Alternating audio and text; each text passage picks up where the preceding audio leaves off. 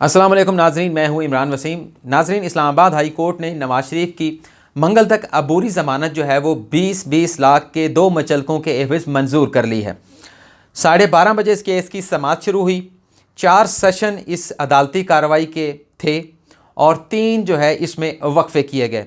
इतनी थका देने वाली कार्रवाई थी कि आज जितना मल्टीरियल मेरे पास इस आज की अदालती कार्रवाई का इकट्ठा हुआ है, मेरा ये प्लान था कि मैं 2 या 3 वीडियो जो है बनाऊंगा, लेकिन इतनी थकावट हो चुकी है कि अब मैं कोशिश करूंगा एक वीडियो के अंदर पूरी इस अदालती कार्रवाई का जो निचोड़ है वो आपके सामने रख दूं।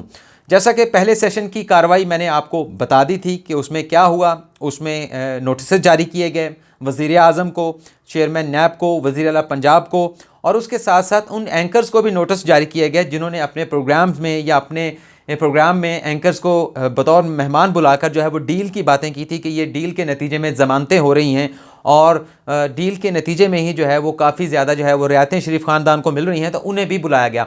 दूसरा सेशन जब शुरू हुआ तो उसमें चीफ जस्टिस अतर मिनल्ला और जस्टिस मोहसिन अख्तर कियानी की सरबराही में जो 2 रुकनी बेंच इस केस की समाअत कर रहा था, तो सबसे पहले उन्होंने आगाज़ जो है वो मीडिया एंकर से किया। चीफ जस्टिस अतर मिनल्ला ने इस्तफसार किया कि हमारे जो मौजूद एंकर्स हैं जिन्हें हमने नोटिस करके बुलाया है वो किधर हैं। हामिद मीर किधर हैं, आमिर मतीन किधर हैं, मोहम्मद मालिक किधर हैं, काशिफ अब्बासी किधर हैं और समी इब्राहिम किधर हैं।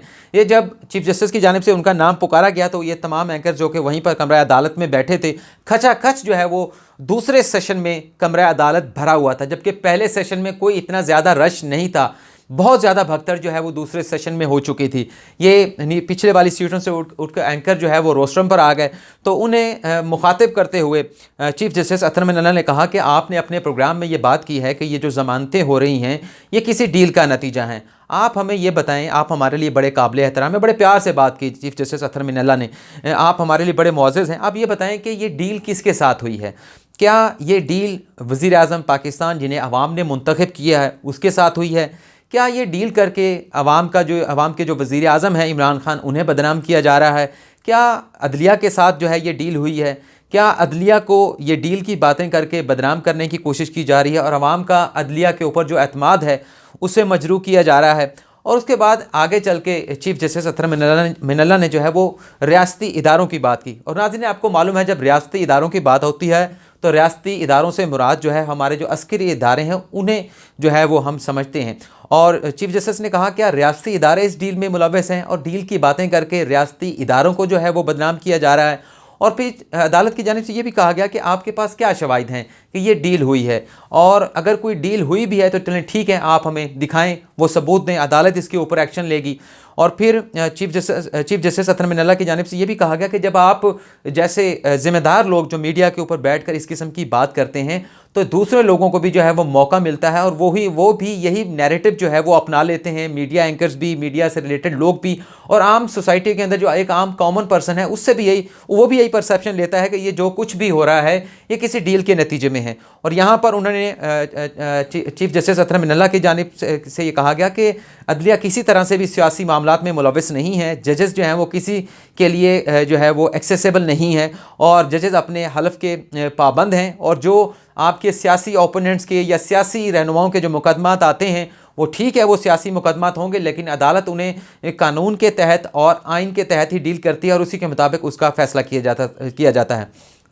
जस्टिस मोहसिन अख्तर कियानी, उनकी जानिब से भी बड़े जो है वो सख्त किस्म के रिमार्क्स सामने आए। उनकी जानिब से कहा गया कि देखें ये मुल्क बनाया गया था हम सब के लिए, और हमने ये मुल्क इसलिए हासिल नहीं किया था कि हम खुद जो है वो इसे तबाह करें। और उन्होंने मीडिया के साथ शिकवा किया। उनका मीडिया के साथ शिकवा ये था कि मीडिया ने जो है वो इस कदर जो मुकदमात ज़ेर इल्तवा होते हैं अदालतों में, उन्हें इस कदर उछाला जाता है कि अवाम जो है वो ज़हनी मरीज़ बन चुके हैं।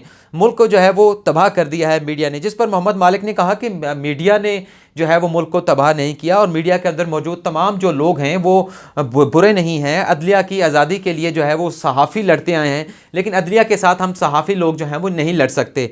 और फिर यहाँ पर हामिद मीर को भी बात करने का मौका मिला। ज़्यादा बातें जो आज की गई वो जजेस की जानिब से रिमार्क्स सामने आए, ऑब्जर्वेशन उनकी जानिब से सामने आए। हामिद मीर जब रोस्ट्रम पर मौजूद थे तो उनकी जानिब से भी कहा गया कि देखें, मैंने तो मुझे पहले पॉइंट आउट किया जाए कि मुझे एक अननोन नंबर से फ़ोन आया था कि आपको अदालत ने नोटिस किया है, तो मैं अदालत में पहुंच गया। मैंने तो प्रोग्राम में कोई ऐसी तौहीन आमेज़ बात नहीं की। निशानदेही की जाए कि तौहीन आमेज़ मैंने कौन सी ऐसी बात की है जिससे अदालत की तौहीन हुई है। और उन्होंने ये भी कहा, हामिद मीर ने, कि मैंने तो अपने इस प्रोग्राम में, जो कि मोहम्मद मालिक में मैं बैठा था बतौर तज्ज़ियाकार, मैंने कोई डील की बात नहीं की। यहाँ पर थोड़ी सी जो है वो नोक-झोंक भी जजेस और मोहम्मद मालिक के दरमियान हुई, लेकिन बीच में जो है वो चीफ़ जस्टिस अतहर मिन्नल्लाह ने जो है वो इंटरवीन किया और उनकी जानिब से कहा कि देखें, हम तो हमेशा तहम्मुल का मुज़ाहरा किया है, और जब भी अदालत की जानिब से कोई फ़ैसला दिया जाता है तो एक तूफ़ान जो है वो खड़ा हो जाता है, लेकिन अदालत हमेशा से जो है वो तहम्मुल का मुज़ाहरा करती आई है। फिर पैमरा को बुला लिया गया। पैमरा से पूछा गया, अभी पैमरा किधर है? इस किस्म के प्रोग्राम जो सोशल मीडिया के ऊपर हैं, सोशल मीडिया पर किसी का कंट्रोल नहीं है, और आपको मालूम है कि सोशल मीडिया के ऊपर डील की खबर किसने दी थी। और आज की अदालती कार्रवाई से मजमूई तौर पर मुझे ये लगा कि अदालत अपने तय ये तासुर देती रही या ये समझाने की कोशिश करती रही कि अगर किसी जगह पे कोई डील हुई है शरीफ फैमिली के साथ, हुई है या नहीं हुई है, हमारा उससे कोई ताल्लुक़ नहीं है, हमारा उससे कोई वास्ता नहीं है। पैमरा को यह कहा गया कि ये जो प्रोग्राम इस तरह के होते हैं जिसमें किसी के पास कोई एविडेंस नहीं होती और स्वीपिंग स्टेटमेंट जो है वो सहाफ़ियों की जानिब से और मुख्तलिफ लोगों की जानिब से या तज़ियाकारों की जानिब से दे दिए जाते हैं कि ये डील का नतीजा है। इस पर पैमरा ने क्या एक्शन लिया? बहरहाल जब ये सेशन ख़त्म हुआ तो इसमें एक तो समी इब्राहिम साहब, जो कि उन्हें बुलाया गया था, उन्हें शोकॉज़ नोटिस जारी कर दिया गया। अदालत ये समझती थी कि उन्होंने अपने प्रोग्राम में जो बात की थी वो बहुत ज़्यादा संगीन तौहीन आमेज़ थी, और उससे जो अदलिया की का जो काम था, जो अदलिया की कार्रवाई जो है उसे पर असरअंदाज होने की कोशिश की गई, क्योंकि मुकदमात ज़ेर इल्तवा हैं। लेकिन हामिद मीर से, मोहम्मद मालिक से, काशिफ अब्बासी से और आमिर मतीन से जो है वो तहरीरी जवाब तलब किया गया है, और उनके तहरीरी जवाब जो है वो आइंदा हफ्ते तक जो है वो तलब किए गए हैं, 15 दिनों में तलब किए गए हैं। और ये कहा गया है कि इन चारों एंकर्स का जो है जो तो जवाब आएगा जो तो इस मुकदमे में, उसका जायज़ा लेकर फ़र्दर उनके ख़िलाफ़ क्या कार्रवाई करनी है नहीं करनी उस पर फ़ैसला किया जाएगा। जहाँ तक नवाज़ शरीफ की ज़मानत का ताल्लुक़ है, नवाज़ शरीफ की ज़मानत के हवाले से भी अदालत ने कहा कि देखें, पंजाब हुकूमत क्या कर रही है और जो वफाकी हुकूमत के तर्जुमान हैं वो क्या बयान दे रहे हैं।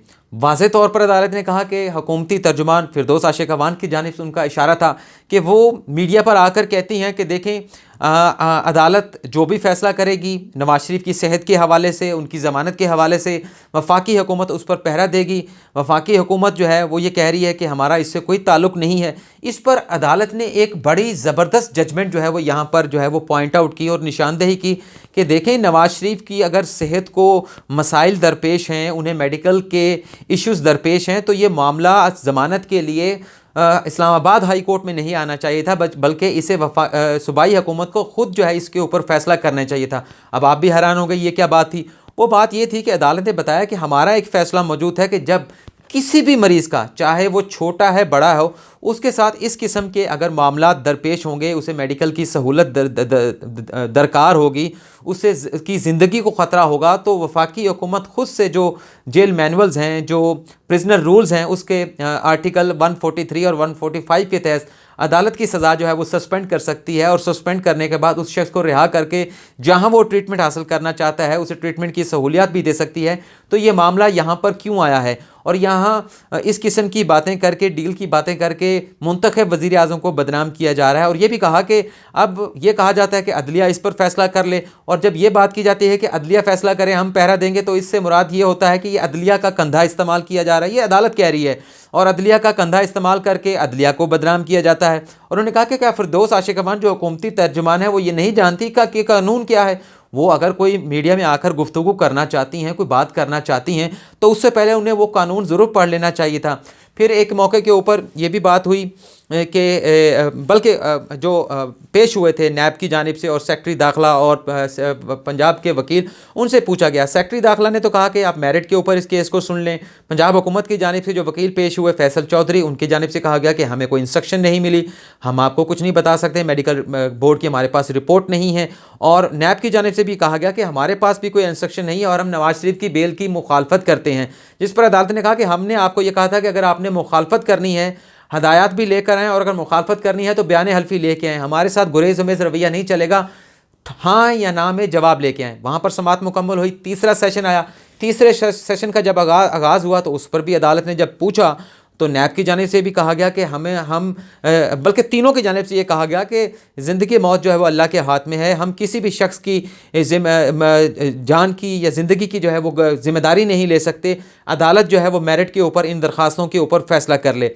और बल्कि तो जो सेक्रेटरी दाखिला थे उनकी जानिब से ये कहा गया कि हमें जो है वो इंस्ट्रक्शन नहीं मिल सकी, और जो पंजाब के वकील थे उनकी जानिब से कहा गया कि हमारा पास डॉक्टर्स की रिपोर्ट नहीं है और इंस्ट्रक्शन हमें नहीं मिल पाई।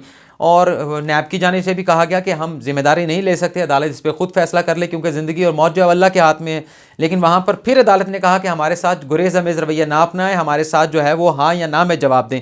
और जैसा मैंने पहले बताया कि लग ये रहा था कि शायद इस तासुर को ज़ाइल करना है कि अदलिया किसी डील का नतीजा नहीं है, और जिस तरह से हुकूमत आगे से आकर जो है वो इसको अपोज कर रही थी पहला सेशन छोड़ के अगले 2 सेशन में, उससे ये लग रहा था कि हुकूमत भी ये तासुर देना चाह रही है कि नवाज शरीफ फैमिली के साथ उनकी कोई डील नहीं हुई, ना पंजाब हुकूमत की, ना वफाकी हुकूमत की, ना नैब ऐसा कोई तासुर देना चाह रहा था कि उनकी जानिब से कोई डील नहीं हुई।